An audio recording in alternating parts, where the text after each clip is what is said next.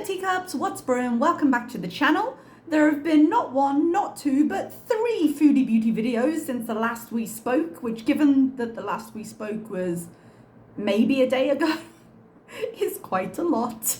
We had her first video, which she put up literally while I was editing my last react, saying that she had failed the water fast for all of the reasons that we said she was going to fail the water fast. And how she thinks it's ridiculous that she thought she could do that, which I 100% agree with. She then put up the one we're going to recap today, which was the what I ate today. And just as I was putting together the stuff for this, she put up a video about FFG. Shocker. Actually, she put up an 11-minute video. It had a few seconds of like writing in the beginning of her saying the usual stuff and she's going to deal with this when she gets back to Canada and blah, blah, blah. And then it was a 2-second clip looped for 10 minutes, presumably to put the ads in so that she can make some money off of it. But I have ads blocked, so I have no idea. If you can see ads, by all means, let me know if that's what she did. I'm presuming. This video is going up a little bit later than I thought actually, because I've been on a bit of an organisational kick since school let out. I think I just wanted a project. I actually ordered a couple of things from IKEA yesterday. I got a chair to replace I don't have a dressing table chair, and the one I have is actually the old desk chair that I had in here, but it's got arms so it doesn't tuck nicely under. So I ordered a chair for that and like a grey cupboard thing, so I'd have a bit more storage. But in the pursuit of more storage, and I've organised my kitchen, I've been organising in this room. So this room is my second bedroom, and along this wall that you can't see right here, I have 3 built-in wardrobes, and the 2 sides have like a rail you can hang clothes, and the middle one is shelving and quite a lot of storage. And I just had it rammed full of like clothing that I didn't have enough hangers for, that I was like, I'll deal with this later. And that was last August. So I finally dealt with it and it's nice and empty now. So I went to the store today, got some storage containers and that kind of stuff. And now I've got more space to put things, which is nice. Anyway, not the reason you're here, just a little bit of insight into what I've been doing with my life since since summer started, but that's why I thought I was going to do this video earlier today. And now we're here and it's 9:42. I had not realised it was actually that late. I was thinking it was about 8 o'clock. Let's get going, shall we? So what I ate today is a fat girl trying to lose weight. Daily weigh-ins, accountability. How long can she keep up with daily editing? Probably not for long, but for the moment she did. She said it's here. Day 1 again, I suppose. So she starts by showing off her view, saying that she likes to wake up to it. It is a beautiful beach. She's not blurring out the buildings anymore because too late, but it looks pretty. Now, she calls the video an accountability vlog, so maybe don't rage when people try to hold you accountable, okay? Her words, not ours. She calls her water fast plan irrational, and she says she knows a lot of people are laughing at her. Okay, good. I'm glad we're on the same page here, because I was definitely laughing at her. She plays the victim about it for a minute. She says she doesn't understand why people get a kick out of people struggling. And it's because it's so wholeheartedly ridiculous of you. And you're so determined every time, and you never, ever learn. And having to come on here and admit to it is the closest thing she gets to consequences. But you know, don't worry, humble pie is calorie free. There was actually a really good comment on, I believe it was my last video. Somebody said, I had said I sympathize with Foodie, and I think actually I used the wrong word there. Oh, not in the Amber Lynn context. But somebody said that they empathize with the struggle of the weight loss because they've been there. They can put themselves in her shoes, but they don't sympathize because Foodie has again and again and again refused any help that might do her any good, or refused to seek help when she needs to, or refused to follow that help when she gets it. You know, and that's going to be a conversation that we get into a little bit later in this recap, I suppose, sorry. And I think that was actually a really good point. Instead of sympathize, I really should have said empathize. I can empathize with the struggle because God knows I know the struggle, but I find it very hard to be sympathetic for her, all things considered. She says that people think she's trolling for views, which I do believe is a central part of her character at this point. She can't separate YouTube and her personal self. She's never had that barrier. But when it comes to her health and her diet and what she thinks she can do versus what she does, I believe 100% that she plays herself. Like, if she's trolling anyone, she's trolling herself first. What she does to the haters and the audience is secondary to how she tricks herself. She says that she is very impatient, that she likes extremes, and she needs to be more patient this time and follow through, and then maybe she can do a fast in the future when she is better prepared for it, both mentally and physically, which I feel like fasting, as I said in the last recap, would be a trigger for every problematic thought she's ever had with food, but let's focus on doing it a better way before we start worrying about future fasts. Speaking of focusing on better ways, she does a weigh-in and she's down over a kilo and she still thinks it was all due to the fast, which is just reinforcing all those terrible ideas. I would really like her to let go of it. She says she fasted from the previous night up until about like 1 a.m. of the next day. So technically she pretty much did a full day, but I'm sorry, she sleeps and she gets up kind of mid-afternoon. So by the time she actually got up and gave up on the fast, she probably missed about one meal. And if she felt as ill as she claimed to, because in the prior video, she had been like, oh, I nearly died. And I said if there was a medical issue, I would stop. And I'm like, okay, well, maybe see a doctor. Because if missing one meal, or even 2 meals, let's say, is impacting you to the extent you're claiming it impacts you, then I can believe it because your health is in a terrible state. But whether you're trying to fool us because you just gave up and don't want to admit it was just because you didn't like it, or if you're actually having those issues, you require a doctor visit. There's no way your body should be essentially shutting down after missing 1 to 2 meals. She does actually mention her back here. She said her back has been really bad. You remember she said it was kind of getting better? Her back has been really bad, so she's not going to the gym. And this brought up the question for me, is she still taking Salah's pain medication? Because she had said it was getting better, in which case maybe she stopped taking the medication. But if it's still really bad, I suspect she was still taking it. But one of the things we saw when we were looking at the side effects of those pills last time was that a lot of the side effects seem to center around the stomach and around the digestive system. So if she were taking them on no food, because it does say take it on food, it could have been tearing her insides up, which again would be a good reason to not take medicine that you were not given or approved to take by a doctor. Because I know when I take an over the counter, if I'm meant to eat something, like if I take paracetamol or I'm not actually meant to take aspirin because of the operation I had on my stomach, but if I take something like that, I will feel a little bit nauseous after. And as this medication seems to be stronger, I can only imagine that the reaction to it would be more extreme. So it turns out Salah is somewhere off camera. He tells her something along the lines of okay, she tried, don't worry, whatever.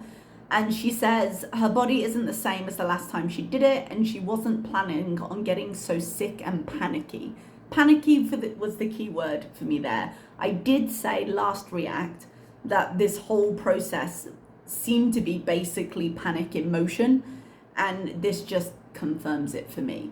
Because she does seem, for all the nonsense, she does seem to want to make a difference to her health, whether she's choosing terrible ways to do it or not. She does seem to want to make a difference. We are on day 6 or 7. For all she's had a binge, we are on day 6 or 7 of an actual attempt, even though the way she's been attempting it has changed day to day. So the idea that they're going to travel, the idea of what's coming up, or any of the things she's mentioned, the idea that she can't fit into abayas. For example, right now, and this is tied into the travel, if they do travel, she's still going to have to wear the abayas, right? But she all but admitted last time that she's outgrowing them. And pretty soon, and we said this when we saw the abaya fit changing, she's going to get to the point where that abaya is not modest. and she won't be able to wear it out. Now, because you can wear Western clothes, she can kind of work around it. She will be covered still, but it's not going to look right. It's going to be noticeably ill-fitting. And I think that is also causing her to panic, because if she's traveling, she's going to need new clothes, and she can't get them unless she gets them made at the moment. Although she did say that, I gave a few suggestions of what she could do in the last one. But like I said, there are international brands available in the Middle East that you can order from, and their sizes can go up a lot higher and be more in line with the Western expectation of the size, rather than a lot of the stuff that gets made and shipped here is made in like China or India, and the sizes can be a little bit off. Now, she did threaten FFG in the video after this that she was going to go back to Canada and sort this out. Whether she's said that before, so whether it seriously means, oh, she's going to Canada for the next trip or not, I don't know. But I don't think she wants to go back to Canada at all. If she does go back, it's going to be Sala pushing her to do so, because she's got too many like abandoned responsibilities in Canada. And I don't quite know about this, maybe someone can help me, but with the fact that her bankruptcy didn't get discharged, I'm assuming that creditors can now call her and say, hey, give us our money. So I'm guessing she wasn't dealing with that very well. She also doesn't have somewhere to go back to. It's also a 13-14 hour plane ride. Like, there's a lot to be worried about there. And even if she's not going back to Canada, because she does talk a lot of hot air when it comes to FFG, then any trip she takes is going to be wildly uncomfortable, and she probably is going to need new clothes because she's outgrowing the ones she has. And that's not me being unkind, that's me saying what she's been telling us. Then we go into this section where she says like, oh, I know people will tell me to go see somebody. And then she's like, it's pricey, and she doesn't, I assume, have the money for that right now, especially if they've got travel in their future, which I don't accept as an excuse, because she was making money for at least a year and a half there. Like, she was making big money for at least a year and a half there. And there was no reason she couldn't have got this sorted when she was in a place that was more accessible, and she's about to give us all the justifications as to why she couldn't. Frankly, I believe she had more options than she was willing to countenance. But she says she went in Canada, they all focus on anorexia, and I believe when you go to an eating disorder clinic, there's going to be a range of disorders that they're looking at. And when it comes to obesity, even though obesity is one of the leading causes of death worldwide, it's likely to kill you a lot slower than something like anorexia. So when it comes to inpatient treatment, if there's limited places, yes, they're probably going to prioritize it with the people who are the most sick in the moment. But you cannot tell me there are no obesity clinics out there. She visited an obesity clinic, didn't she? And her complaint is that, oh, they just give you a plan and they say that you need to eat this and exercise. And I'm like, yeah. And she hates that because she thinks that, well, it's not that easy. No, it's not that easy at all. But even if you have a disordered way of thinking about food, and I 100% believe that Foodie does, she's got very disordered thinking with food, with guidance, which is where the therapy comes in, you have to make better choices. And that is part of changing your behavior. But there's no inpatient program out there that's going to take the responsibility of getting better out of your hands. There isn't a magic switch they can flip for you, whether you're an inpatient or not. The point of inpatient is to get out of your own way, limit the ability you have to mess yourself up, and force you to get some of the therapy that you need to get in order to face these issues. But no, because she went to these places before and it didn't work out exactly as she wanted, she tried once, she didn't follow up with the doctor to communicate her concerns or stick to the plan that he'd given her in any of the attempts that she's tried this. Do you remember when she started going mad because she was like, turkey pepperoni, it has carcinogenics in it? And then did she go on to low carb for like a day or something? It was something ridiculous. But because of all these things, it's therefore impossible to research now and go and get help from somewhere else. That was it, we are done. And again, this is where empathy but not sympathy is strong here. She has had so much potential help that she's just refused to engage with. And that's what she's doing here. She's refusing to engage with the parts that make her uncomfortable. But it's the parts that make her uncomfortable that help her to change. But no, the medical system is tailored against you. And as I say that quite dismissively, and I do understand I'm being quite dismissive, I will be the first to agree that the reaction you get from a doctor when approaching them with an obesity-related issue is going to vary hugely. And you've got some people who are very supportive, and you've got some people who are very dismissive. But then she makes the point that she's like, well, you even if you want weight loss surgery, they won't give it to you if you have issues. No, they'll make you get therapy first to try and see progress on those issues before they cut your stomach up. But none of these things really matter, because the real truth of the issue is what she says next, which is that she just doesn't want to. Because I'm guessing getting real help would obligate her to face making real changes and face the fact that it's her choices holding her back, even with the disorder. It's her choices and how she's dealing with it. And she might need help in building those skills, but choosing not to is also a choice, you know? So she says maybe in the future she will look into therapy, and a really sarcastic part of my brain just went, inshallah, which is generally what people say when things aren't going to happen here, but they want to end the conversation. And then this bit, I was like, what? So you're not getting therapy then? When she's like, but for now, she thinks it's just the addiction to food that's really hard to deal with. And wow, doesn't that seem like something a therapist should be helping with? But no, mental health is the thing that we're not going to do. Like, I won't get mental health, but it's the mental side that's so difficult. And so I really think I need to focus on it. What? When you were playing the victim earlier and you said you don't understand why people go at you when you're trying and you're struggling, this is why. So she moves along with that idea, saying, I know a lot of people like to pick on the same 3 women. And I was sitting here seriously wondering who the 3rd woman was. I was like, and I'm sorry to put this so harshly, but Life by Jen passed away. Like, we don't react to her anymore. Turns out the 3rd person is Hungry Fat Chick, and I was genuinely confused. I was under the impression that although people are very concerned for Hungry Fat Chick, generally speaking, like, she's well received. Like, people think she's fairly sweet and they worry about her, as far as I could tell. I don't actually watch her, but I do think Zachary Michael did a react to her recently. Did he? I feel like he did. I feel like that popped up in my home maybe it's subscription. Am I subscribed to him? I might be subscribed to him, but have to check. But I'm pretty sure he did a react to her recently. And you know, Chantal doesn't watch reactors, but I'm guessing him doing a reaction once is enough so that she now counts as part of Gore World. Is that the case? I feel like that might be the case. But again, doesn't watch reactors and definitely doesn't watch FFG. Speaking about FFG, she gets bitter about her again, saying, you know, at least we all have the balls to share our weight loss journey. I think FFG is on some kind of weight loss journey right now, from what I gather from various comments on Twitter.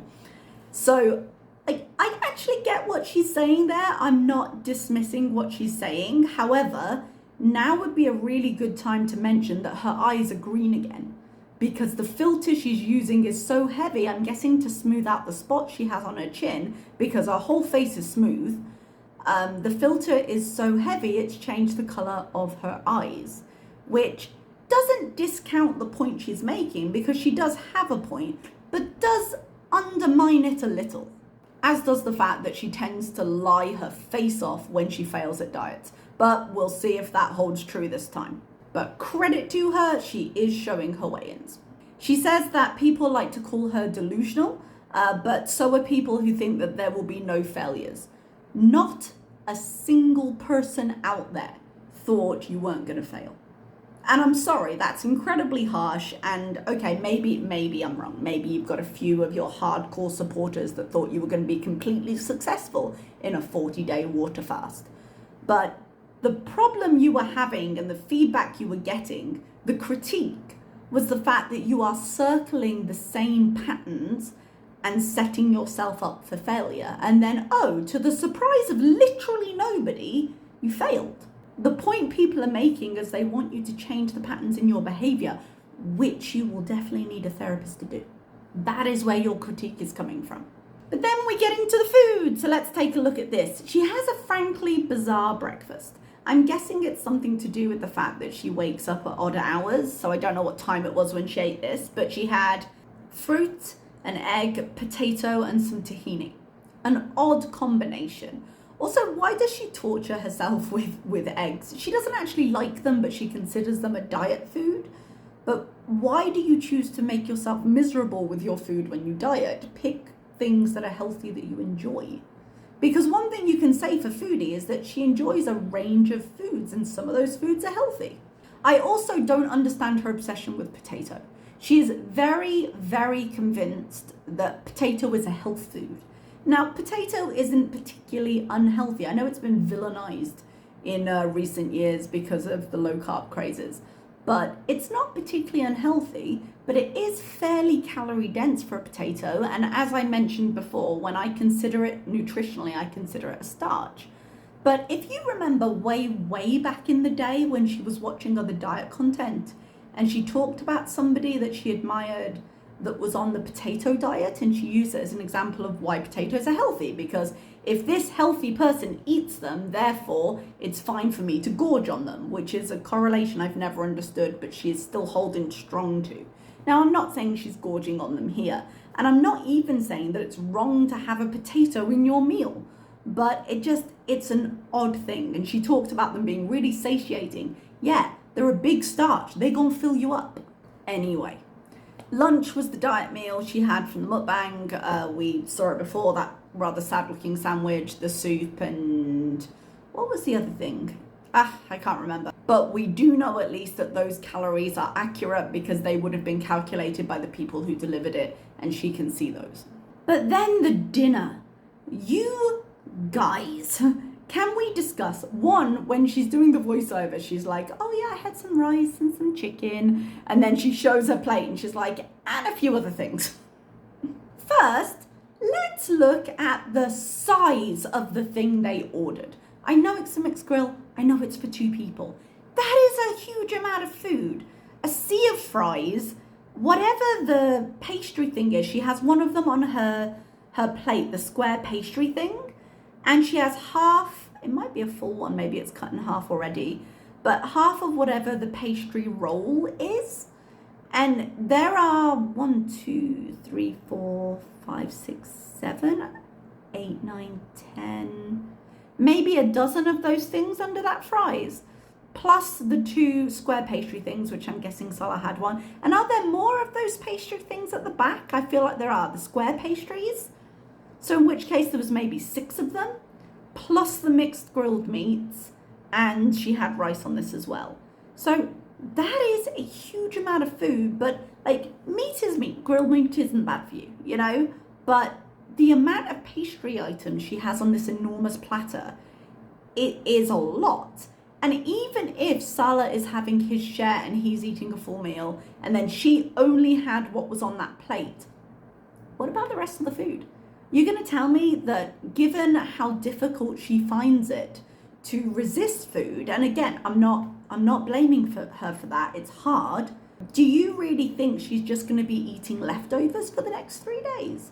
Because there's enough leftovers there for 3 days. Maybe if both of them ate full meals, maybe 2.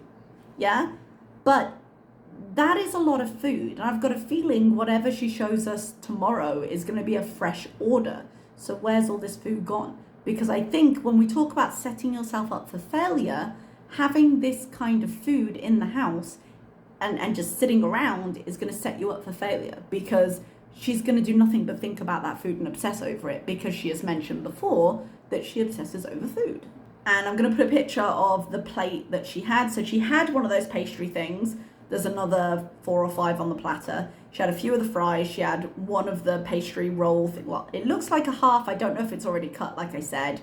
She says she measured the rice, which is good. But I really do think the best thing she could do for herself here is measure everything. Because when we see her calorie counts, Okay, on one hand, she has included everything on the list, which is good.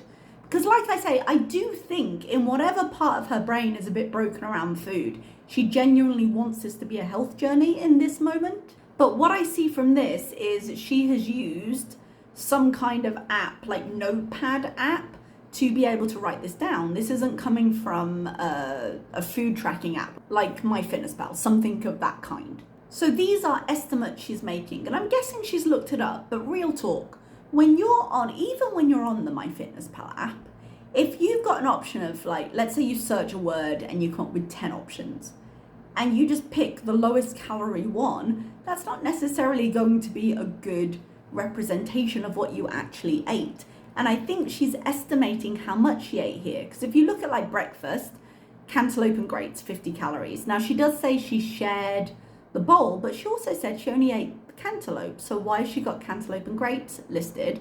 And a cup of cantaloupe is 60 calories. So if she ate the grapes as well, like, are you going to get fat and fruit? No, probably not. It's a minor thing. But the point, if you extrapolate it out and apply it to the rest of her menu, is if you're not tracking carefully, she's actually not that much in a deficit right now. So I looked up the calories she would need on, I think it was calculator.net or whatever.